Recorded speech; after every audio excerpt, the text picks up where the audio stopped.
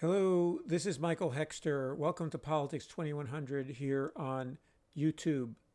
So this episode I'm calling Normism, Democrats self-disempowering, self-defeating fog of bad political ideas. So this episode is taking off from a recent article post by David Sirota, David Sirota, who's a screenwriter, journalist, and political activist who has been for several decades now been publishing key both investigative pieces and also some idea pieces about what's going on in American politics. He worked for Bernie Sanders at one point in time, a long time ago. Or actually, more recently, also he was a speechwriter for Bernie Sanders. So, and he was the screenwriter for "Don't Look Up," among other things. So, and he has a news outlet called The Lever, and also he writes for Jacobin, among other places. Anyway, he's recently put up a post on The Lever, as well as a article in Jacobin about what he called normalism, okay, which I'm shortening or changing to normism, and I'll explain in a minute why. And he's saying that, rightly, I think, that the Democrats suffer from an attachment to norms, to political norms, often inspired by the TV show of the 1990s with The West Wing, a sort of a mythical past, as you will, almost like the MAGA mythical past, except more recent, where the idea is that comity, C-O-M-I-T-Y, comity, good feeling cooperation between the two political parties is the norm in Washington, and also that generally it's incumbent on politicians to uphold the norms of Washington, despite even if they might have a negative impact on their own political futures. So anyway,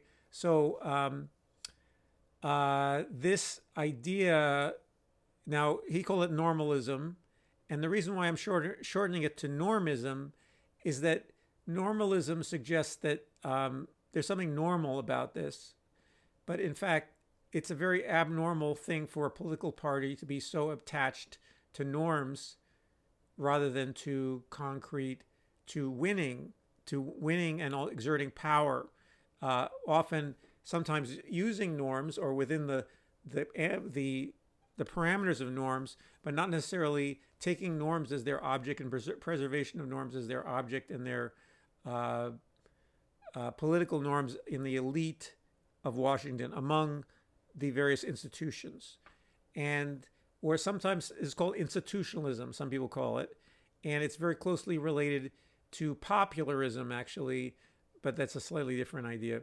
But anyway, so he called it normalism, but as Politics 2100 as a blog and as a vlog is premised on the idea that,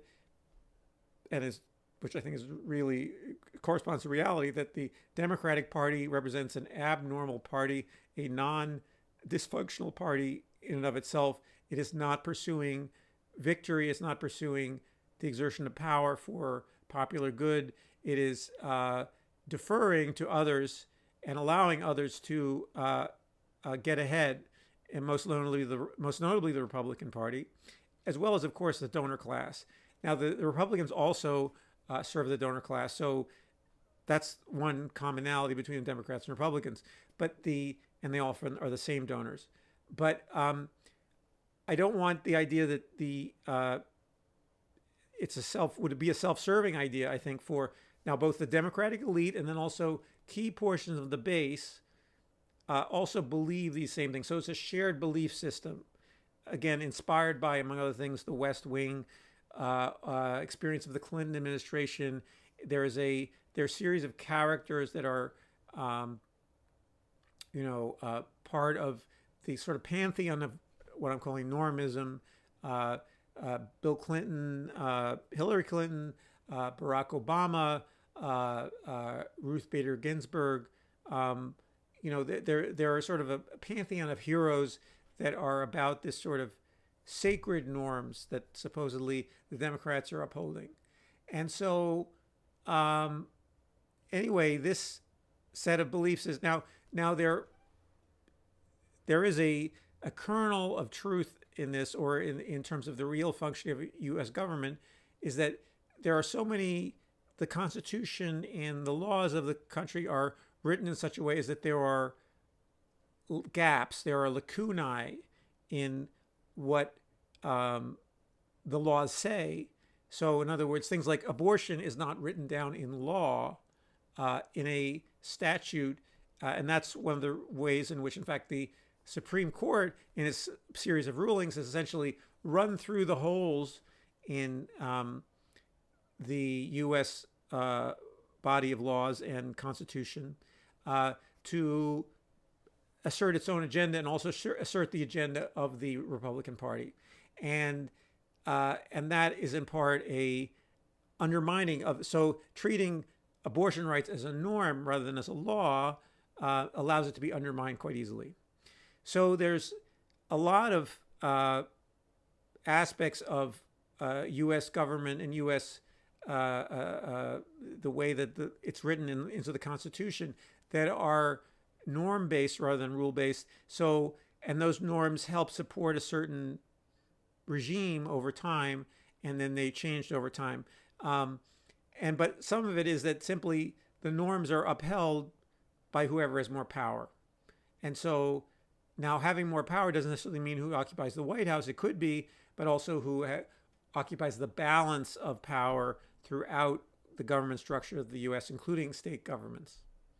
So, so that the idea that norms are important then has some validity, but it also is a downfall in the conflict with a party like the GOP that is determined to use law and use whatever power it has to create new laws that create that undermine these the particular norms that the left of center or centrist or right of center, moderate right of center, centrist and left of center Democratic Party, and the Democratic Party does span the right of center to the left of center, spectrum. A few bits of it of the institutional party are on the left of center. The electorate of the Democratic Party is substantially to the left of center, but not entirely and not on every issue, but issue by issue, depending on the issue. But anyway, and for that matter, the American people, not just the Democratic Party. But anyway, so this normalism or normism has just been a rigid adherence to the idea that the U.S.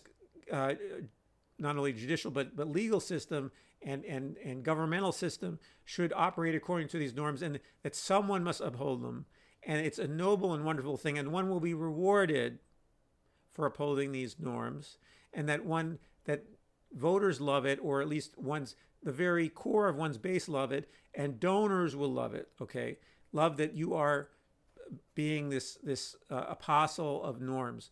And so we have Biden is probably as grotesque a creature of normism or normalism as you might find, because he seems to be attached to these norms entirely in opposition to what popular opinion is and what people need from him.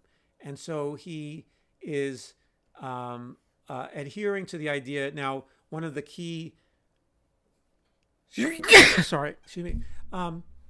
one of the key norms is bipartisanship. So bipartisanship is one of the crucial central norms that the Democratic Party holds fast to, that the Republican Party has totally jettisoned or only uses in a very contingent way to get what it wants. Okay, and meanwhile, the Democrats sort of are caught up in this mythology of bipartisanship, and furthermore, even more so, they have taken on the role not only of bipartisan or of partisan partners with the Republicans who don't want to be their partners, but they think of themselves as somehow being the saviors and the protectors of the poor, benighted Republican Party, and so and that they're somehow looking out for them as sort of kind of an older sibling relationship, and so they hold back from attacking the Republicans, and only recently and only we see sort of a naked, or really there hasn't yet been from the Democrats as naked attacks on the Republicans as the Republicans launched at the Democrats. And part of this is normism, okay? The idea that there's a norm of bipartisan comity that prohibits you from really fighting with the opposition party. So anyway, so this fog is what is fog of normism, of being the sort of the protector, the hall monitor, whatever you want to call it, of these norms, is what's keeping Democrats from actually acting in the face of a coup, both from the Supreme Court and from the GOP Senate and House delegations, and also from the former President Donald Trump. And it's holding them back because they live in this fog, and they're attached to the fog, and they look absolutely ridiculous, absolutely absurd from the point of view of reality, political reality, social reality, climate reality,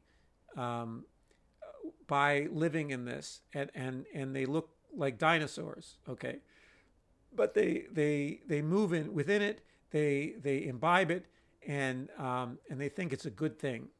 And unfortunately, there are people who, on the base, and there are various outlets who, there's a base group called the K Hive, for instance, that are big fans of Kamala Harris. They're also, they celebrate this sort of normist attitude of those parts of the Democratic leadership that do that, and they poo-poo and they shun people who fight, who are oppositional in some sense or another within the party, who have different ideas that are trying to put them forward. That's all not kosher according to the normist,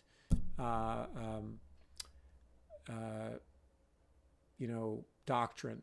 And so, anyway, our democracy will not survive if in the next few months more Democrats don't break with normism, okay, and including, we hope, Joe Biden, but that they don't start to realize that they need to codify, actually, in law rather than in norms, some of the ideas that they have. They can't wait for the norms just to re-emerge and to do the work for them that they need to do.